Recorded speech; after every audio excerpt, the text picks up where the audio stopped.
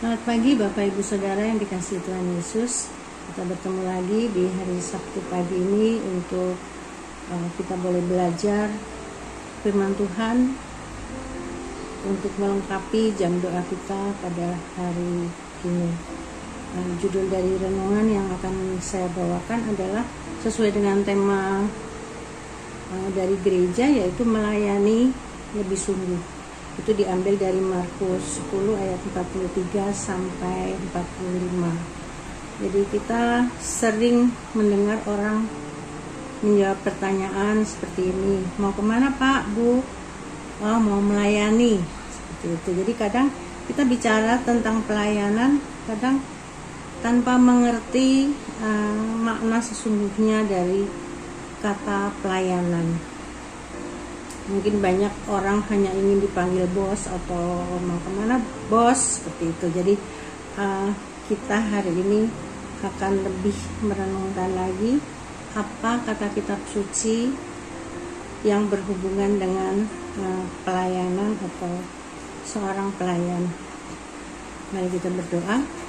Bapa di surga, Bapa yang kami sembah dan kami kenal di dalam nama Tuhan Yesus, mengucap syukur pagi hari ini Tuhan, Engkau yang panggil kami, Engkau yang kumpulkan kami agar kami boleh duduk diam di kaki-Mu ya Tuhan, untuk mendengarkan, untuk merenungkan, bahkan untuk melakukan apa yang menjadi kehendak Engkau di dalam kehidupan kami sehari-hari.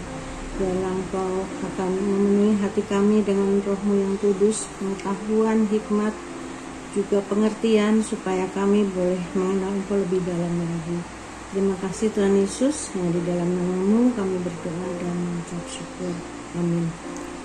Ya, kami akan mulai. Jadi mari kita akan membaca ayat yang mendasari renungan hari ini, yaitu dari Markus 10 ayat 43 sampai 45. Baik, saya akan bacakan.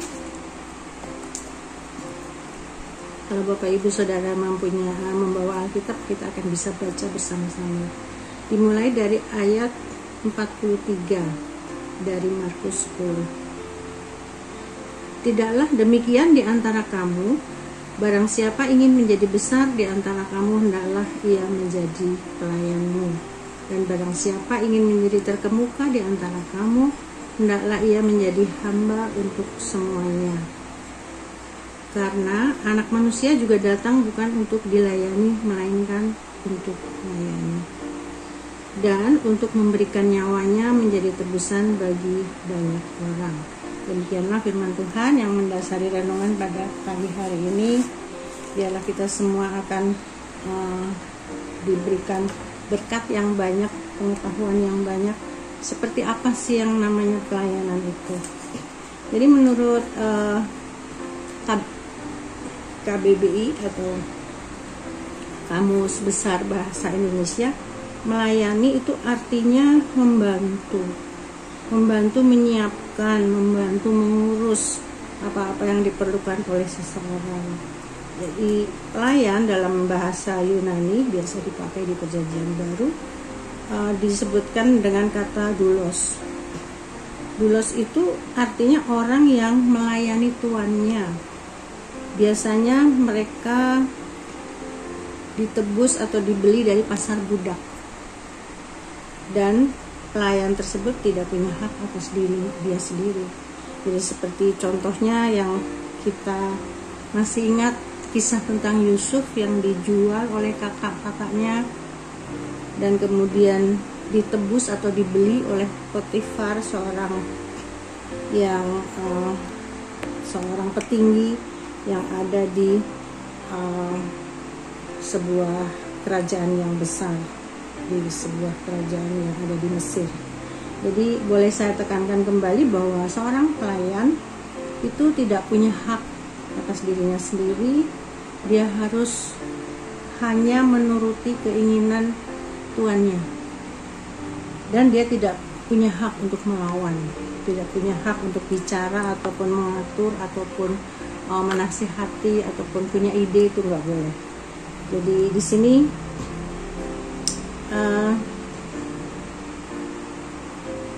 ada satu hal yang saya boleh membacakan sedikit dari sebuah buku. Buku ini dari seri dari Selamat Melayani Tuhan dari seorang pendeta, seorang penulis, Dr. Andar Ismail. Nah, itu sangat baik sekali karena itu sangat menarik. Sedikit saja 1-2 menit saya akan sampaikan, yaitu tentang pelayanan tadi. Begini dia menulisnya. Siapa yang senang menjadi pelayan? Di dalam gereja orang juga senang berbicara tentang pelayanan. Begitu seringnya menggunakan kata melayani sehingga artinya menjadi kabur. Ketika seorang pemuda dapat tugas dari gereja, ketika mau diganti ongkos jalan, pemuda tadi bilang, "Gak usah, ini pelayanan." Nah, itu bisa berarti melakukan sesuatu dengan sukarela. Ada lagi, sebuah gereja di Sumba minta sumbangan untuk pembangunan gedung. Orang mengangguk dan mengatakan, iya, kita perlu melayani mereka. Jadi itu artinya melayani itu memberi sumbangan. Nah, terus kemudian ada lagi ketika pada suatu malam Natal, panitia tidak membereskan pekerjaan dengan rapi, masih berantakan. Ya maklumlah, pelayanan, namanya juga pelayanan. Jadi pelayanan di sini berarti tidak usah berkualitas. Jadi ada lagi seorang pemimpin KUR berkata sama anak buahnya, datang tepat waktu ya, jangan santai-santai, ini pelayanan. Itu berarti pelayanan itu identik dengan kesungguhan. Jadi ada beberapa pandangan ataupun pendapat mengenai pelayanan dari beberapa komentar orang-orang yang tadi barusan saya bacakan. Ada yang menganggap itu sebagai sebagai ya kerja asal aja orang pelayanan, nggak dibayar seperti itu. Ada juga yang harus sungguh-sungguh karena ini untuk Tuhan. Jadi mengapa orang percaya harus melayani? Jadi di sini saya ada 3 poin yang akan saya sampaikan. Mengapa orang percaya itu harus melayani? Yang pertama, kita diciptakan untuk melayani Allah. Itu dari Efesus 2 ayat 10. Kemudian yang kedua, kita diselamatkan untuk melayani. Itu dari 1 Korintus 6 ayat 20. Kemudian yang ketiga, kita dipanggil untuk melayani. Jadi ada kata-kata yang menekankan bahwa ketiga-tiganya berpusat kepada Allah. Yang dilayani adalah Allah. Jadi mari yang pertama kita akan baca sama-sama. Kita diciptakan untuk melayani Allah. Itu dari Efesus 2 ayat yang ke-10. Demikian firman Tuhan, karena kita ini buatan Allah, diciptakan dalam Kristus Yesus untuk melakukan pekerjaan baik yang dipersiapkan Allah sebelumnya. Dia mau supaya kita hidup di dalamnya. Jadi kalau kita baca dari kita ke atas, scroll ke atas, itu judul dari perikop Efesus 2 tadi adalah semuanya adalah kasih karunia. Jadi sesungguhnya setiap orang percaya adalah penerima kasih karunia, penerima karisma. Bisa juga orang percaya itu disebut karismatik. Jadi karisma itu artinya kado atau hadiah, tepatnya hadiah yang tidak kita sangka, hadiah yang tidak pernah kita minta. Dalam bahasa Yunaninya, kata aslinya karismatik atau karisma itu adalah karis, artinya anugerah. Nah, di dalam Alkitab bahasa Indonesia disebutkan karunia, yaitu pemberian yang diberikan bukan karena kita berhak menerima, melainkan karena kemurahan Tuhan. Nah, beberapa contoh karisma atau karunia tadi adalah karunia melayani, karunia memberi, kemudian karunia mengajar, kemudian karunia menyembuhkan, karunia mengembala, karunia mengajarkan Injil, mungkin juga karunia memberi tumpangan. Lebih banyak lagi yang kita bisa sampaikan berkenaan dengan bermacam-macam karunia yang diberikan sama Tuhan kepada kita. Jadi karunia atau karisma tadi baru akan menjadi karisma kalau diterima. Seperti kalau kita diberikan sesuatu dari orang, kalau benda itu tidak diterima dan tidak dimanfaatkan, ya tidak akan ada gunanya. Jadi karisma baru dapat menjadi karisma atau anugerah ketika kita menggunakan, memanfaatkan dengan maksimal, dengan satu tujuan tentunya, yaitu dimanfaatkan untuk dalam ketaatan kepada Tuhan dan untuk kebaikan dan pertumbuhan gereja. Jadi Tuhan memberikan karismata. Jadi karismata itu karisma yang jamak banyak, itu disebutnya karismata. Jadi Tuhan memberikan karismata bukan sembarangan, melainkan untuk agar gereja tadi bertumbuh dan berbuah. Karisma diberikan kepada kita bukan berarti kita pasif, tinggal menerima saja, tapi seperti pesan Paulus kepada Timotius, dia berkata mengenai satu kata kerja yang jelas, berlatihlah, jangan lalai. Kemudian jangan lalai menggunakan karunia, dan kemudian ada satu kata lagi, mengobarkan karunia supaya menjadi berkat bagi banyak orang. Jadi inilah pengertian kenapa kita orang percaya itu harus melayani, yaitu kita diciptakan memang untuk melayani Allah. Jadi untuk menjelaskan lagi, kita diciptakan untuk melayani Allah, supaya tidak ada pengertian bahwa kita melayani manusia, tetapi melayani Allah. Kemudian yang kedua, tadi kita diciptakan, sekarang kita diselamatkan untuk melayani Allah.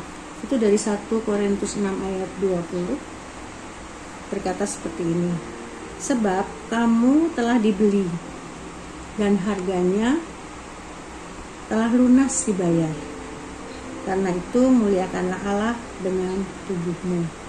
Itulah yang disampaikan surat dari Rasul Paulus kepada jemaat Korintus.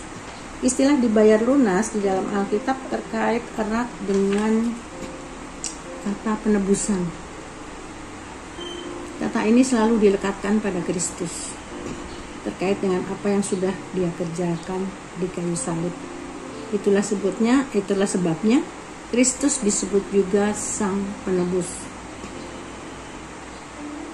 Dia yang telah rela membayar hutang dosa-dosa kita di kayu salib, memberikan nyawanya sendiri sebagai harga yang harus dibayar. Kemudian apa hasil dari penebusan Kristus? Hasilnya adalah pendamaian antar siapa? Yaitu antara Allah Bapa dan kita manusia berdosa. Jadi ditebus berarti dibebaskan dari kuasa dosa, sudah merdeka. Kemudian penebusan memanggil kita untuk segera berkomitmen untuk menyerahkan diri dan melayani Dia. Jadi itu pengertiannya, ketika kita sudah ditebus, ketika kita sudah dimerdekakan dari hukum dosa, ya harus dengan segera berkomitmen untuk menyerahkan diri dan melayani Tuhan. Allah menebus kita supaya kita bisa melakukan pekerjaan kudus-Nya. Mari kita yang sudah ditebus melakukan pelayanan bukan karena rasa takut, rasa terpaksa, rasa bersalah, atau cuma sekedar kewajiban seperti itu, tetapi melainkan karena sukacita dan ucapan syukur atas apa yang Tuhan kerjakan untuk kita. Kita berhutang nyawa karena seharusnya kita mati karena dosa, tetapi Dia tidak memandang kekotoran kita, melainkan kita dipanggil, kita diangkat, kita ditunggu dengan sabar sampai saya dan saudara mengerti apa arti panggilan pelayanan. Secara pribadi saya juga berhutang kepada beberapa mahasiswa yang ada di Balai Mahasiswa di Jogja yang mengantarkan undangan KKR pada saat itu. Kalau tidak ada yang mengantar dan saya tidak menerima undangan itu dan saya tidak datang ke gereja baptis Jetis Harjo waktu itu di Jogja, saya pasti masih menjadi manusia berdosa dan terbuang dari hadapan Tuhan. Dan pendeta yang saat itu melayani adalah misionaris dari Southern Baptist, yaitu pendeta Sanders. Kita sudah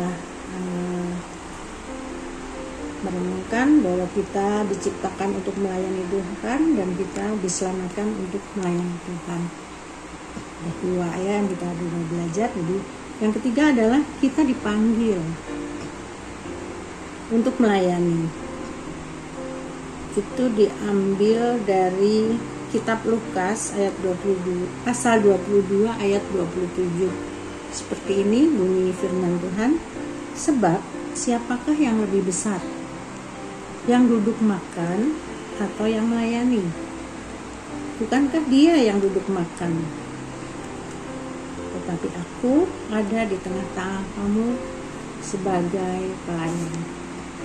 Demikianlah pesan ataupun perintah dari Tuhan Yesus yang tercatat di dalam Lukas 22 ayat 27. Panggilan untuk melayani merupakan panggilan yang tertinggi dalam kehidupan kita. Sesungguhnya panggilan ini bukanlah sesuatu yang kita ciptakan, tapi sesuatu yang Tuhan letakkan dalam diri kita, dalam hati dan pikiran kita. Kita bisa lihat begitu banyak dalam perjanjian lama maupun perjanjian baru, kita bisa temukan bagaimana Tuhan memanggil seseorang untuk melayani dia, untuk melakukan pekerjaannya. Salah satu contoh yang akan saya sampaikan adalah Abram. Abram dipanggil untuk melakukan perjalanan ke tempat yang dijanjikan, ke negeri yang akan kutunjukkan kepadamu. Ini satu perintah di panggilan yang sangat sulit karena dia sebenarnya sudah mapan, ada keluarga, ada lingkungan yang baik. Kemudian ada perintah dari Tuhan untuk kamu harus pergi. Perginya kemana? Belum disampaikan, belum dibilang sama Tuhan kamu mau pergi kemana. Tetapi apa yang Abram lakukan mengenai perintah tadi? Lalu pergilah Abram seperti yang difirmankan Tuhan kepadanya. Itulah ketaatan, itulah respon terhadap panggilan yang disampaikan Tuhan untuk supaya Abram boleh melayani dia. Sebagai penutup, saya akan menuturkan sebuah kisah nyata. Ini sungguh terjadi, tetapi dia begitu inspiratif, dia begitu sangat mengajak kita untuk berpikir mengenai pelayanan. Judulnya adalah Raja dan Penjual Beras. Kisah ini saya dengar ketika saya masih tinggal di Jogja. Hampir semua orang Jogja mengetahui atau mendengar cerita ini yang terjadi puluhan tahun yang lalu. Cerita sederhana yang sungguh mengajak kita untuk berpikir, untuk bertanya, seperti apa sih pelayanan itu? Siapa yang melakukan dan objeknya itu siapa? Seperti itu. Jadi dahulu kala di kaki Gunung Merapi di daerah Kaliurang sebelah utara Yogyakarta itu adalah seorang Simbo. Saya sebut aja Simbo ya. Simbo penjual beras. Setiap hari dia berjualan di pasar Beringharjo di pusat kota Jogja. Suatu pagi ia berdiri di pinggir jalan sambil membawa beberapa karung beras, menanti kendaraan yang hendak dia tumpangi atau dia omprengi untuk membawa karung-karung beras tadi untuk dijual di pasar. Nah, dari jauh terlihat sebuah Jeep Land Rover, dan Simbok tadi melambaikan tangan menyuruh kendaraan itu berhenti. Dan ternyata kendaraan itu berhenti. Sopirnya keluar kemudian menanya, "Ada apa Mbak Yu?" Seperti itu. Sapa sopir itu dengan ramah. Kemudian Simbok tadi berkata, "Kae, berasku angkatan ke mobil, saya mau ke Jogja, mau ke pasar Beringharjo. Itu berasku angkat ya ke mobil, saya mau jualan di pasar Beringharjo," kata Simbok tadi. Dengan tersenyum, sopir tadi mengangguk, turun dari mobil, mengangkat karung-karung beras itu sendirian. Tanpa dipersilakan, Simbok tadi membuka pintu mobil, kemudian dengan santainya dia duduk di samping sopir tadi. Dia cerita ke sana kemari sambil makan sirih, dan ceritanya tadi ditanggapi sama sang sopir tadi, sopir Jeep tadi. Sesampainya di depan pasar, Simbok tadi turun sambil menyuruh menurunkan karung-karung yang berisi beras tadi. Terus sopirnya berkata, "Nggih Mbak Yu, nanti saya bantu," sambil mengangkat beras itu dan ditatanya di pinggir jalan. Ini tiba gilirannya Simbok tadi akan memberikan upah di mana dia mau memberikannya kepada si sopir sebagai ganti karena dia sudah numpang atau nebeng di mobilnya. Dicarinya uangnya biasanya kalau orang Jawa itu naruh uangnya di bundelan selendang seperti itu. Nah, terus dikasihkan kepada si sopir. "Niki nggih bayar sampean," katanya gitu. "Ini untuk bayar kamu," katanya gitu. Tetapi dia menolak dengan halus. "Mbak Yu tidak usah, mboten sah bayar, nggak usah bayar," katanya. "Monggo kepareng kula badhe bidal." Akhirnya dia pergi tanpa menerima uang yang diberikan Simbok tadi. Mobil Jeep Land Rover tadi dengan cepat pergi meninggalkan pasar Beringharjo. Apa yang terjadi dengan Simbok penjual beras tadi? Dia merasa kesal, dia merasa tersinggung karena uangnya ditolak sama si sopir tadi dan ngomel dengan suara yang keras, sampai orang-orang penjual pedagang yang di pinggiran pasar Beringharjo tadi nengok semua ke dia. Bahasa Jawanya seperti ini, katanya, "Sumangkean tenan to sopir kuwi. Diwenehi duit kok malah ditampik, malah bablas lunga. Kok sombong sekali toh sopir itu, dikasih uang kok nggak mau, ditolak, malah pergi meninggalkan saya. Lah nek kurang mbok yo ngomong gitu, aku yang duwe duit kok, emang aku ora duwe duit gitu. Jadi kalau kurang ya bilang aja, nanti tak tambahi." Oh, mungkin sopirnya orang doyan duit kali ya, jadi dia ngomongnya udah kasar, udah keras, dan menyatakan kekesalan hatinya seperti itu. Mungkin dia nggak doyan duit kali ya, seperti itu. Ketika Simbok tadi ngomel, seorang polisi yang sedang berjaga di posnya menghampiri sambil bertanya, "Ono apa to Mbok? Kok marah-marah? Kok nesu-nesu?" gitu. "Itu sopir omprengan tak kayak duit kok ditampik gitu, ditolak, dikasih uang kok ditolak. Mungkin kurang banyak kali ya uang yang saya sampaikan, aku sampai malu dilihatin sama tukang-tukang yang pada berjualan di pinggir jalan tadi. Dikiranya saya pelit," seperti itu. Nah, polisi tadi bertanya lagi, "Simbok, pun kenal dereng kali sopir niku wau? Udah kenal belum sama sopir tadi itu?" Simboknya masih bongkol, hatinya masih marah. "Sopir ya sopir, habis perkara. Aku ra urus sapa jenenge." Jadi dia masih jengkel, dia bilang sopir ya sopir, aku nggak peduli siapa namanya. kata Simbok tadi dengan kesal. Polisi tadi mengatakan, "Mbok, tadi yang sampean tumpangi itu bukan sopir. Itu ingkang sinuwun Sri Sultan Hamengkubuwono IX, raja kita. Saya lihat tadi mobilnya, nomornya itu AB1. Simbok wajahnya memucat sambil berteriak histeris. Dia terhuyung pingsan. Dia berkata, "Aduh Gusti, nyuwun pangapunten. Duh Gusti, minta maaf, minta ampun." Singkat kata, Simbok tadi dibawa sama polisi ke rumah sakit Bethesda. Berita ini didengar Sultan dan beliau sorenya menjenguk Simbok di rumah sakit. Simbok langsung merangkak sambil menyembah Sultan, minta maaf berkali-kali. Sultan hanya tersenyum. Ora salah, kamu nggak bersalah karena kamu tidak tahu.